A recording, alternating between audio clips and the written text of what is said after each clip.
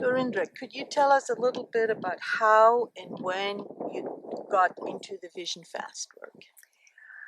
I got into the Vision Fast initially about 32 years ago Wow. when I was at Grandmother Evelyn Eaton's place, and I met a medicine man, an elder whose name was Red Eagle. And I went up, he put me up on the mountain in what's called Humblecha, Vision Fast, Old Way. No food, no water. And when I came down, I decided I didn't do it right.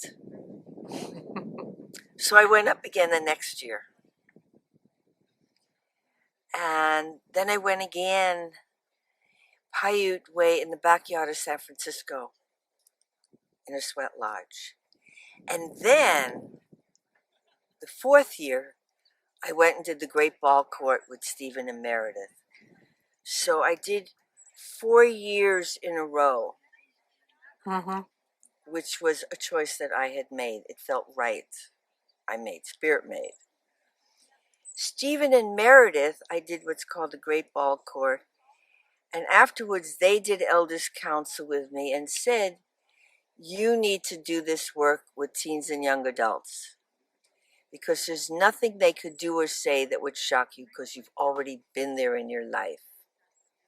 So off I went, and I called my brother, who's no longer here, Miguel, who was then working with Stephen and Meredith in doing Vision Quest. And I asked him if he would be my guide. I would work for him and learn from him. So off we did. He had 2 people that were going to go out and walk about, and I went with him. So that was my first, which was very interesting because we got lost looking for the walkabouts, and we did our own walkabout. And then after that, I did 6 months or so with Sidonia Cahill, where we did women's Vision Fast. And then from there, I moved into teens and young adults. So the first one, Miguel and I did together with 3. And then after that, I did it on my own. So that was 29 years ago. Wow. So my teens are now in their 40s with teens. So that's the journey. And I did work with teens and young adults for like 10, 12 years. And then it was enough. I was done. And since then, I did occasional group, but since then I've been doing one-on-one. Okay. Which I love. I love doing it because when there's just one other, you can go really deep with them before they go out. Okay. And what do you currently do with the work? Are you still guiding? I am still guiding. And sometimes it's only once a year, one person in a year. Sometimes it's 3 or 4. I still only do one-on-ones. Okay. And that's it. I still do one-on-ones. And I love doing this work. This is like my soul's work. So as long as I'm going to get to do once a year, I'm good. If I'm blessed to do more, I'm even happier. Great. What's your connection to South Africa? My connection to South Africa is very, very deep. And it happened the first time I went to the international gathering in 2004. And I remember arriving in Johannesburg. Everyone else went to Cape Town. I went to Johannesburg because I thought I was going to be doing a journey with some of the people, but that journey didn't happen and my ticket was still to Johannesburg. So Scotch met me. Scotch lives in South Africa. He lives in the township. And he met me and we hugged and we looked at each other and said there'd have been a time when he'd have been arrested because I'm a white woman and he's a black man. And even at this time where we're such close friends, there's still, even now, where people kind of like that. Look funny, yeah. Very funny. And Scotch picked me up and he drove me to the motel that I was going to stay at.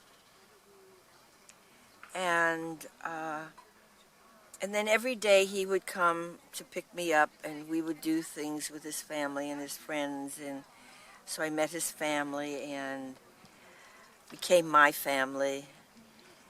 And he took me around. He took me to the land, and we walked the land. And at one point, we went to this land, and I asked him to do something for me, and he did. And it was something that I would not have ever asked anybody to do. And he did. And then he came back and he went, and I went, what? And he went, grab everything, grab everything. So I did. And I followed him. And we came to this place and the energy was palpable. I couldn't even go into it without asking permission. It turns out that it was a very ancient village that he'd been looking for and didn't know where to find it. He just knew it was somewhere in this place, this park that we were. And so I walked in, we sat down, and we shared sacred pipe. As I am a pipe carrier for long years. And it was amazing. I felt like I'd always been there. It's like I knew this place, and the energy was so strong. Even whenever I talk about it, my fingers go like this. They vibrate. The energy is so powerful, and it's so much inside me. So we do this pipe ceremony, and the ancestors are very grateful. But before we did the pipe ceremony, they said, we've been waiting for you to come. Wow. And I said, Scotch, would you tell me what they just said? Because you know their language. And he said, oh, they said they've been waiting for you to come. They are happy. And I went, oh, so I didn't make this up. What I felt, what I heard, I really was so. And then they did the pipe, and they were extraordinarily happy that the place was recognized and found, and ceremony was done there, because it had been so long since ceremony had been done there. So when it's over, they said they wanted me to have a gift to take home. So they chose a rock that was this big. And I'm going, no, you don't understand. I have to go on an airplane. Of course, they don't know what airplane is. It's too big. I can't. And they're insisting, and I'm going, no. And finally I said, Scott, please talk to them. Help them, to understand. I need small. So he did, and finally they said, okay. And that's the one to take. I didn't get to choose it. And I still have that. That same journey, when I went to Cape Town, and we did the second international gathering in Stellenbosch, which is in South Africa. And before that, Corinne and I, after. So after that, we went on safari, and it was amazing, and we got to spend time with the original peoples who The San people. the of San Kalahari. people. I couldn't remember the name. The San people. And then after that, Corinne and I journeyed around Cape Town. And everywhere we went, I felt touched. Something really deep. Backtrack. When we were on safari, they took us to a place called the Orange River. And I walked away from everybody and found this rock, which is, of course, my favorite thing to do, is find a rock and sit on it, overlooking the Orange River. And it was like I became part of the Orange River. And I'm hearing them way in the back calling me, and I'm like, I'm here forever. I'm not going anywhere. This is home. And eventually they came and they walked me out, and eventually I came back to the States. Fast forward. Several years later, there was a group that was put together called ESP, taking people from the 3 continents, and Scotch was one of them. And many of them came to where I live to do sweat. There's a lodge where I live at Harbin Hot Springs, and we did a sweat there. And afterwards, Scott said, "My mama said it's time for you to come home." And I went, "Oh, okay." And the only reason I could do that is because I had frequent flyer miles. So off I went back to South Africa for 5 weeks. Yeah. And lived in the township with Scotch and his family, his wife and his kids, and became part of this journey and these people. And it was always very amazing to me the acceptance of me. Here I'm this blonde, this white girl, and they made me feel part of them. And I once remembered saying something to Scotch, and he said, "That's because they know who you are, and it has nothing to do with what you look like." And I went, "Wow, okay." So I went to the healer, the medicine man. They call him the bone man, who read the shells and the things, and I was invited by women who do the same work to come and sit with them in their medicine room, and we talked story.